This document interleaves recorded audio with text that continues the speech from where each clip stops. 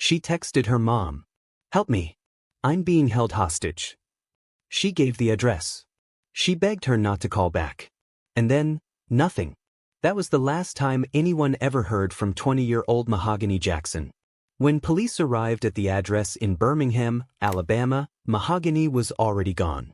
What they didn't know yet was that her final message had come from inside a house where a group of people she once trusted had already beaten her, stripped her, handcuffed her, and forced her into unthinkable acts, some at gunpoint.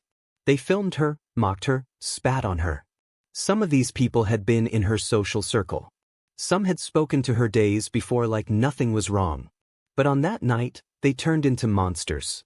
2 days later, a body was found dumped under a stained mattress near an abandoned road, a spot known in the area for death.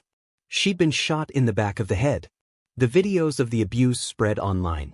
And the public, once unsure of what had happened, quickly saw the full horror. The question that remains is why? Why would 8 young adults, both men and women, join together to destroy one life in such a savage, humiliating way? And why did no one step in? In today's episode, we walk you through the final hours of Mahogany Jackson's life, what she endured, how her desperate act of texting her mother helped police find the truth, and how a city is still reeling from the brutality of that night. This is the case of Mahogany Jackson, tortured, betrayed, and silenced. Have you ever heard of a case this horrifying in your state or country? Drop it in the comments. We read every one. New developments in the case of Mahogany Jackson. Birmingham police say 8 people played a role in her deadly kidnapping back in February. WVTM 13's Magdala Lusan joins us now live with more. Magdala?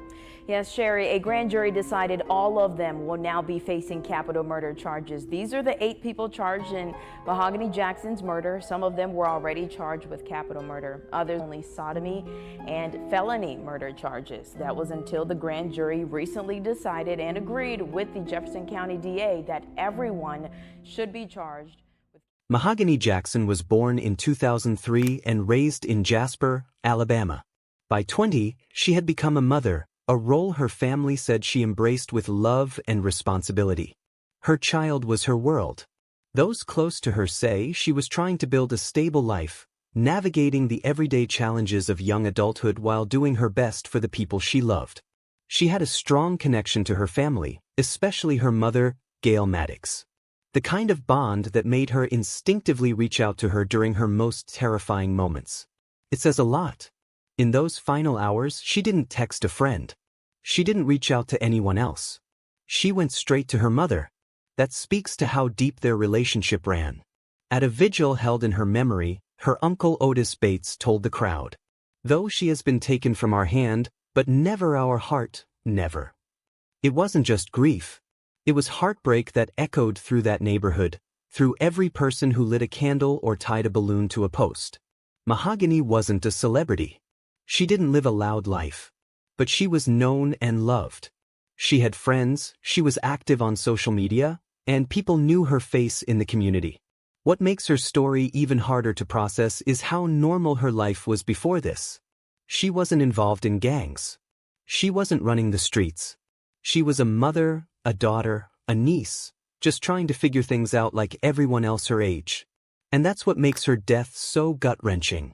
She wasn't taken by a stranger in the night. She wasn't in the wrong place at the wrong time. She was targeted by people she likely knew, people she might have laughed with, trusted, maybe even considered friends. This wasn't random. It was personal. And it shattered everything her family thought was safe. On the night of February 24, 2024, Mahogany Jackson left for what she thought would be a simple hangout. She was heading to the Serenity apartment complex in the Powderly community of Birmingham, Alabama. Someone had invited her, someone she believed was a friend. But that trust cost her everything. What Mahogany didn't know was that this wasn't just a casual visit. It was a setup. As soon as she arrived, things turned violent. She was attacked outside, ambushed, surrounded, outnumbered. They stripped her, humiliated her, then forced her into the trunk of a car like she was nothing. She was taken inside the apartment. That's where the real nightmare began. The people waiting for her weren't strangers. Some had followed her on social media. Some had probably smiled in her direction before. And yet, once that door shut, they treated her like she wasn't even human. Handcuffs, beatings, verbal abuse. The kind of cruelty that doesn't just happen in a moment, it's carried out by people who made a decision. The group included both men and women. And what's even more disturbing is that many of them recorded the abuse with their phones. Not in secret, but openly, as if it was entertainment. They spat on her. They laughed. They forced her into degrading, violent acts. Some of the videos were posted online within hours. At some point during her captivity, Mahogany did something incredibly brave. She found a moment, maybe seconds, and sent a message to her mother. She wrote that she was being held against her will. She gave an address. And she told her mother not to call back. Think about that. In the middle of all that pain, she still thought clearly enough to send her location and warn her mom not to blow her cover. It was desperate. It was terrifying. And it was her only shot. That message would later help police piece things together. But by then, Mahogany was already being moved. Her captors had plans. And they weren't going to let her walk away. The people she thought she could trust had already decided how this was going to end. Once Mahogany Jackson was dragged inside the Serenity apartment, things escalated quickly. Any illusion that this was a misunderstanding vanished. For the next several hours, she was subjected to violence that even seasoned detectives described as some of the worst they'd ever seen. They handcuffed her, beat her, mocked her while she cried. She was forced to perform sexual acts at gunpoint. She was spat on, slapped, threatened, and degraded in ways that can't be fully described without losing control of your own stomach. This wasn't a quick act of rage. It went on for hours. And they recorded it. Men and women took turns filming her. No one stopped it. No one even flinched. Some of those clips were posted online before the night even ended. Others were later uncovered by investigators and used in court to confirm what she went through. One prosecutor called the videos deplorable and sickening. Another said the group treated Mahogany like an object, stripping her of dignity, safety, and life itself. Her face was swollen. Her body bruised. She was outnumbered, locked in a room, and surrounded by people who had no intention of letting her leave alive. In the middle of it all, Mahogany did something unimaginable. She managed to grab a phone, maybe hers, maybe someone else's, and send a text message to the one person she thought could save her, her mother. She wrote that she was being held hostage. She gave the address of the apartment. And then she said something that still haunts everyone who reads it. Don't call back. That wasn't fear talking. That was calculation. She knew if her captors heard her phone ring, they'd take it. Or worse. So she sent that message quietly and waited. We don't know exactly what happened after she hit send. But the silence that followed says enough. The group must have realized what she'd done. Maybe someone caught her with the phone. Maybe they saw the message. What we do know is that after that text, Mahogany wasn't seen alive again. She was moved from the apartment sometime later. The violence didn't stop there. And by the time police responded to the tip, the apartment was empty. Mahogany was gone. That final message was her last act of resistance, her last attempt to survive. It wasn't just a text. It was evidence. It was her voice. And even if they silenced her, they couldn't erase that message. It would become the single most important clue in the case. What would you do if someone you loved sent you a message like that? Just a location and a warning not to call. Would you know how to respond? Tell us in the comments.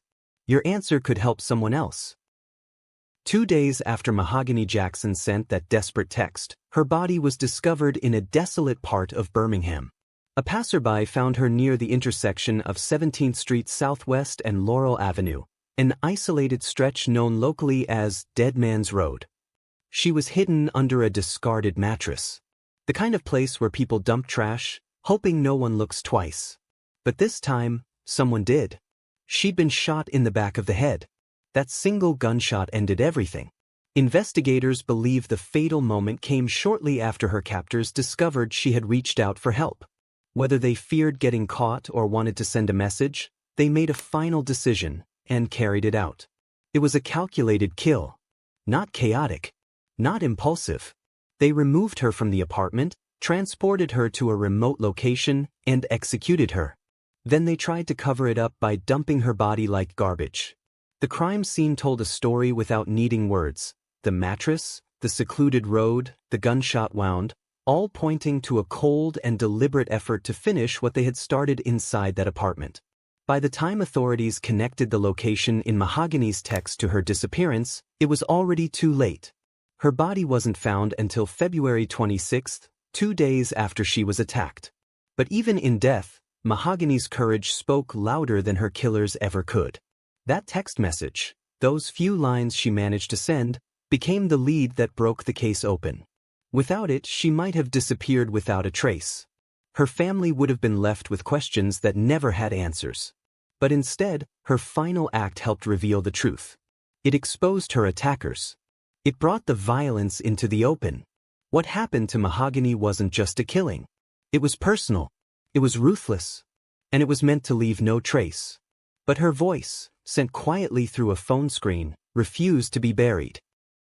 As soon as Mahogany's body was identified, the missing person case turned into a full-scale homicide investigation.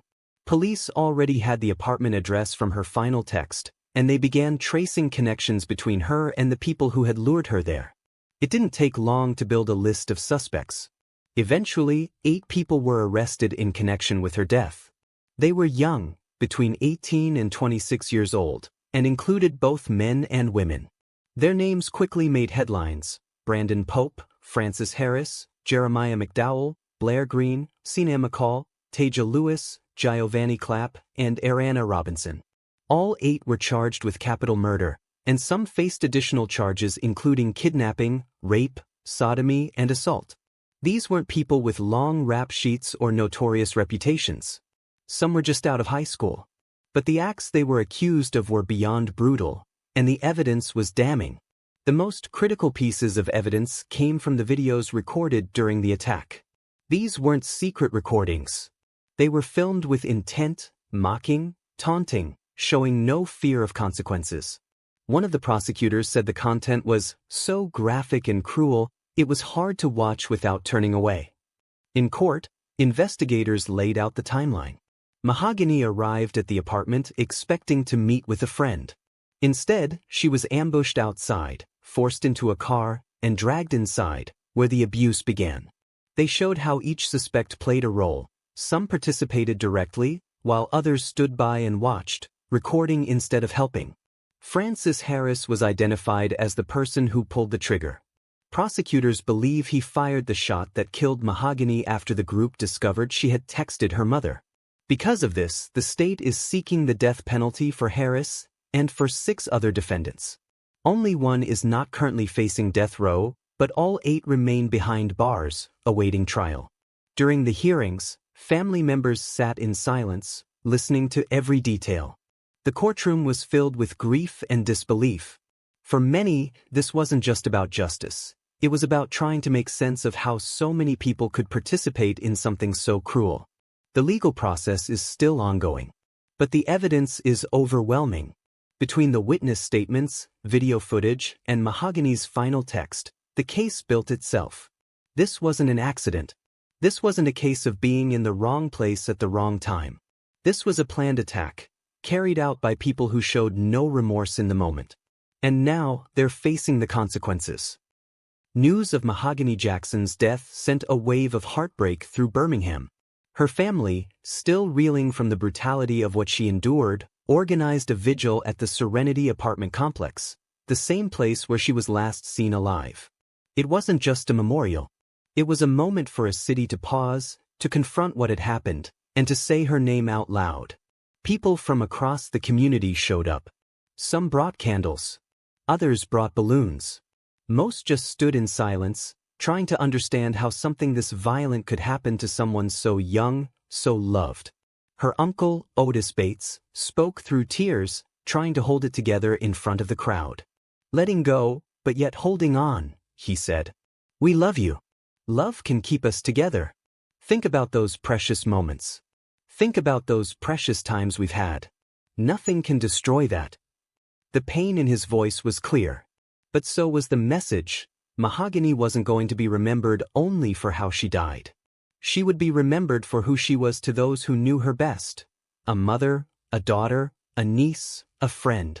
The outpouring wasn't just about grief. It was also anger. Many questioned how a group of young people could carry out such a horrific act and keep it quiet for days.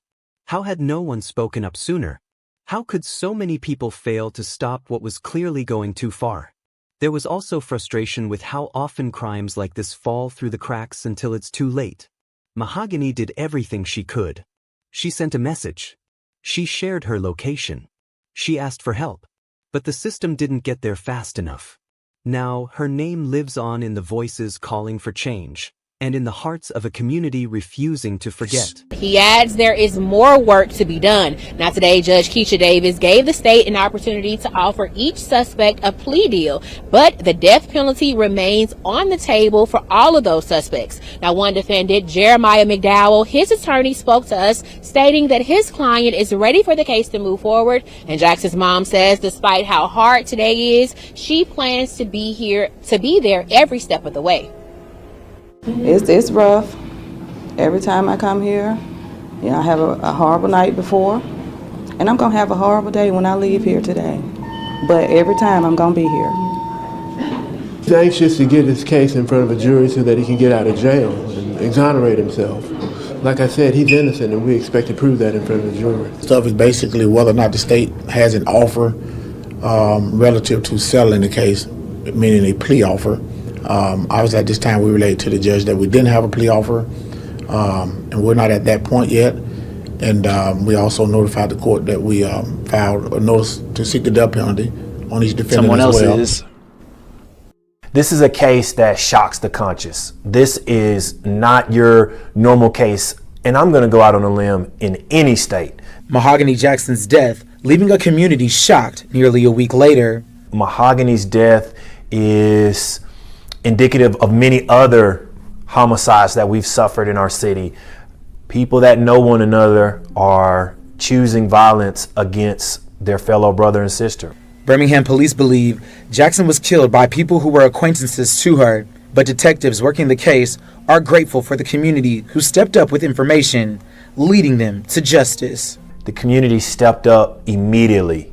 You have a 20-year-old that died a horrific death, and the Birmingham Police Department was able to arrest 8 people responsible for her murder. Police say after Jackson was kidnapped, she did what she could to try to save herself, and safety experts want to make sure everyone is aware of safety features if their own lives are at risk, even texting 911. If you contact 911 directly, that circumvents any delay that is in the system, and 911 also has the capability of sending you a hyperlink where you can basically share. The story of Mahogany Jackson forces us to confront several brutal realities about trust, about silence, and about the dangers that exist even in familiar places. This wasn't some hidden predator lurking in the shadows. This was a group of people, some of them women, some of them men, who Mahogany may have known, followed, or spoken to. People who didn't just decide to hurt her. They planned, carried it out, and then filmed it like it was entertainment. It shows just how quickly a group dynamic can turn deadly. When cruelty becomes a performance, when people stop seeing someone as human, the result is exactly what happened here: hours of torture, humiliation, and finally, a bullet to the head. And then there's the role of social media. Some of the abuse was uploaded online. Not by accident, but by choice. These weren't secret crimes, they were broadcast. And that should scare everyone. Because it means the people responsible weren't just trying to hurt Mahogany, they wanted others to see it. But maybe the most important part of this case is Mahogany's final act. That message she sent? It saved the investigation.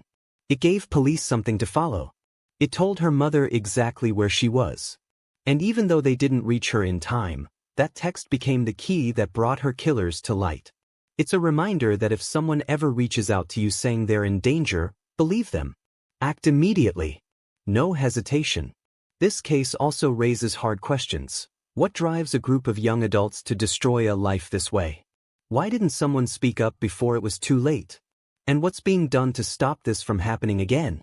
If Mahogany's story leaves you angry, heartbroken, or disturbed, it should. But don't just feel something. Say something. Share her story. Demand better. Mahogany Jackson was 20 years old. A mother. A daughter. A young woman trying to find her way in the world. She had no idea that walking into that apartment would lead to her final moments. She was ambushed, tortured, and murdered, not by strangers, but by people she thought she could trust. They filmed her pain. They laughed.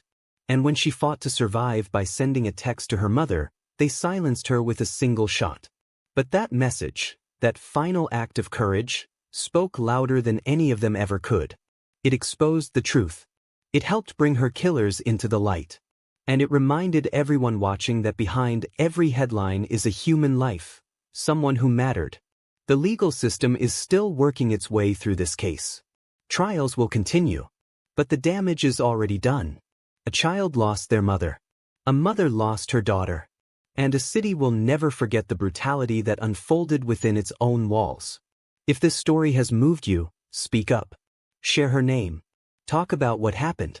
Because the more we acknowledge these stories, the harder it becomes for them to be ignored.